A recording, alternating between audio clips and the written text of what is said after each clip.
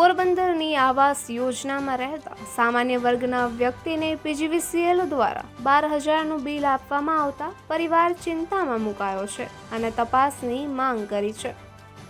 પોરબંદરની આવાસ યોજનામાં રહેતા ગિરીશ જાદવભાઈ સાગોઠિયાને પીજીવીસીએલ દ્વારા તાજેતરમાં જ એક માસના અંતરે 2 વીજ બિલ ફટકારવામાં આવ્યા છે, જેમાં પ્રથમ બિલમાં 3,000 જ્યારે બીજું બિલ તો 12,000નું ફટકારવામાં આવતા ગિરીશભાઈ અને તેનો પરિવાર ચિંતામાં મુકાયો છે, કારણ કે ઘરમાં એટલા જ વીજ ઉપકરણ જ નથી કે એટલું મસમોટું વીજ બિલ આવે.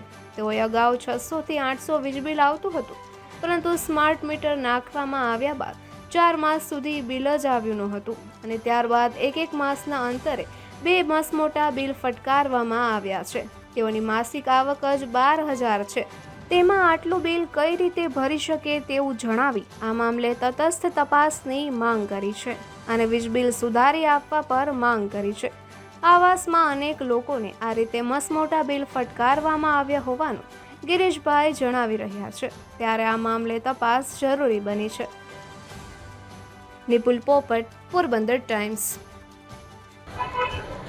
મારું નામ ગિરીશ જાદવ સાગઠિયા છે. હું આવાસમાં રહું છું, બ્લોક નંબર હિતાઈમાં, મકાન નંબર 13. મારા બિલ આવી છે, 3જા મહિનામાં બિલ ભરેલું છે. એ છતાંય મારા ત્યાંથી બિલ બાકી હતું, તો અત્યારે મેં બિલ સામેથી લેવા ગયો, બિલે આવ્યું નહોતું, તો આ બિલ એને કાઢી દીધું. અત્યારે 12,194 રૂપિયા છે. એમાં એક બિલ છે, એમાં 3,000 બતાવે છે અને 10મા મહિના સુધીનું બિલ છે, એમાં 12,000 રૂપિયા બતાવે છે. આમાં કઈ રીતે ભરવું? મારી અત્યારે નગરપાલિકામાં કોન્ટ્રાક્ટમાં હું નોકરી કરું છું, મારા 12,000 રૂપિયા પગાર છે ને આવાસમાં રહું છું. મારે આમાં કઈ રીતે મારે બિલ ભરવું? તમારે બિલ આટલું આવ્યું? તમે ઘરમાં શું છે? સાધનોમાં શું છે તમારા? એક ફ્રીજ છે નાનું ને 5 બ્લોક છે વાઇટ ને ટીવી છે. બાકી બીજા મોટા ઉપકરણો એવા કોઈ છે નહીં વધારે વીજ વપરાશ હોય એવા? નહીં, બીજું કંઈ છે જ નહીં. તો તમારી શું માગણી છે હવે? માંગણી છે કે અમે ગરીબ માણસોની સહાય મળે ને કાયદેસર બિલ આવે, એ અમારી માન્યતા છે.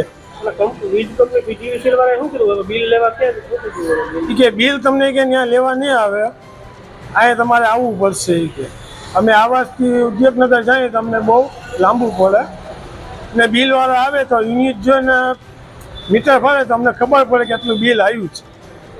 કોઈ આવતું નથી ને અમે અમારી રીતે જઈએ ને આજુબાજુ તો એમ કહે છે કે આટલું બિલ આવ્યું.